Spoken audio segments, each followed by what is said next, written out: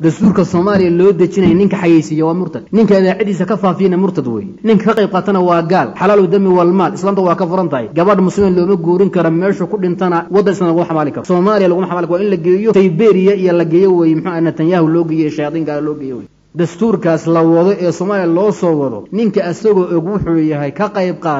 qaadka intuu doon hal eekada waa kaafir murtad way Soomaaliya warka waa inay fahanto gaalnimo la dajinayo iyo diin la'aan la agaasimayo ninka asagoo ka qayb qaata haba yaraatee waa kaafirun bijmaac salafi saay murtad way murna masalada ma laha waa in lagu baraado qoliyo wadaada wax ka dajin baale abwaana Nairobi laga kaxiyo Soomaaliya maxaa eray bixintay fiirin hayaan tarfac tirid iyo eray halbeega cilmiyeed bay toosin hayaan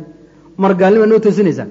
aad toositada gaal baa tahay saa u toositada ku gaaloobaysa aad ka qayb qaadato bal markaad Nairobi ka dhaqaaqayso go'aansatay hawsha aad ka qayb qaatad galta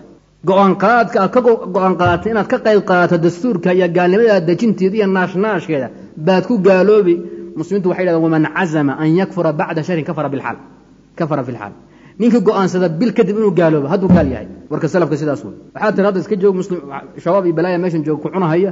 bil kadib